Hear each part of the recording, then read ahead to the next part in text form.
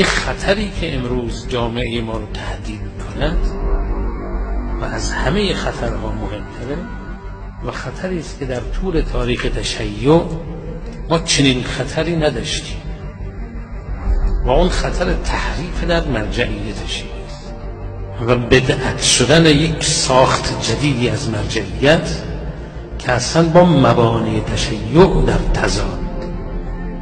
علمای ما، مراجع ما همیشه ریاست گریز در حالی که یک مرجعیتی درست شده اخیراً، مرجعیت جعلی که اینها با پولهای کلانی که نمیدونی پول از کجا میاد. این مرجعیت این شیرازی علی ماده، اینا از وقتی که ما اینها رو شناختیم بر علیه مرجعیت زمان و بر علیه فقاهت و تشیع کاری.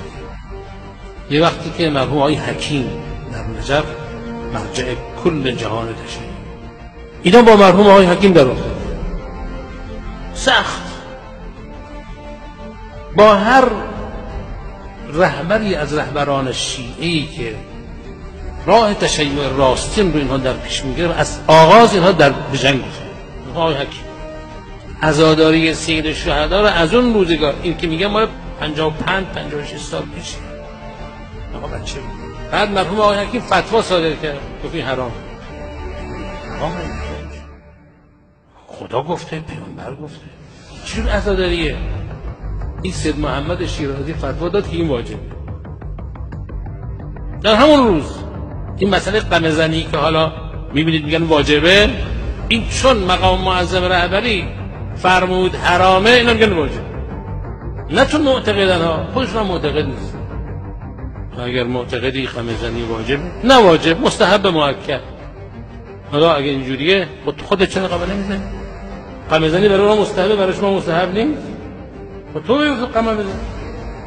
این شبکه امام حسین که شبکه انگلیسی هاست به اسم امام حسین، دیشب من دیدم که یک قطعه شو صدا و سیمای ما پخش کرد، اینا قبلا دیده بود. این مجری شبکه میگه آقا عزاداری، اینا که عزاداری نیست، عزاداری که اینا میکنن سینه زنی اینا چی نه؟ عزاداری چیه؟ آقا تو هندوستان میخوابن روی زمین، میگن اصحاب برمند از روی ما گذر تا بشیم زیر سم اسبان له بشیم. اگه اینها عزاداری چرا شما نمیکنید؟ خب کار خوب رو اول باید اون گنده ها بکنن، چرا شما نمیکنید؟ فقط به منظور اینکه در جهان تشیع خط جدیدی به وجود بیارن که تو این خط جدید فرمان کی روا باشه؟ فرمان یه آدمی که نه درسی خونده، نه اطلاعاتی داره، فقط یک موجود هواپرست، جاه پرست، ریاست پرست و عوام فریب. ماهیت فرقه شیرازی مبتنی بر عوام فریبی و جاه پرست، هیچ چیز دیگه غیر از این نیست. 60 سال ما اینها رو دیدیم که چگونه عمله. از چند سال پیش من خطر اینها رو گوشزد کردم.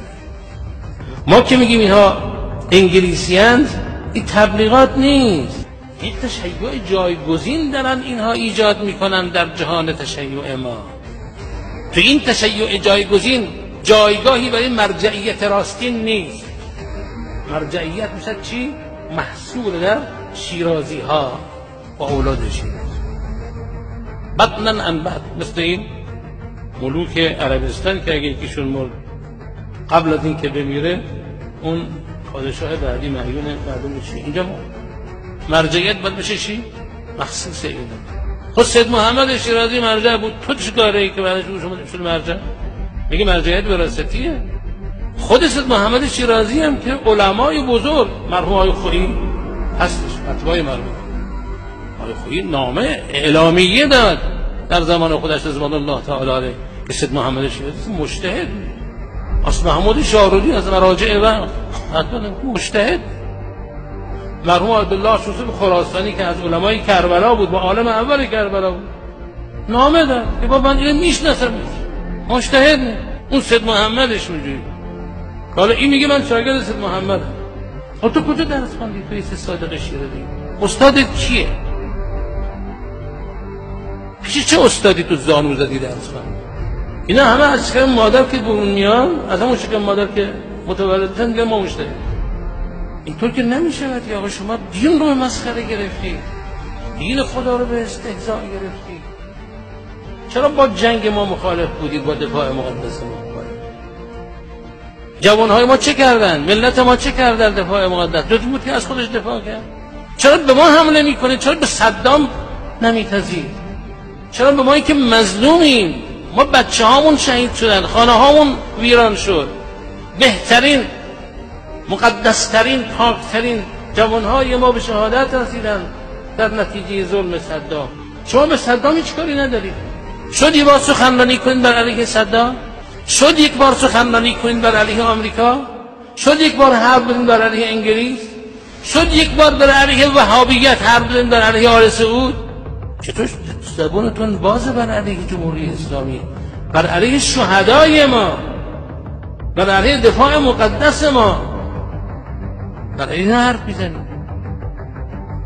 چرا با صهیونیست‌ها شما خوبید و رفیقید و دوستید؟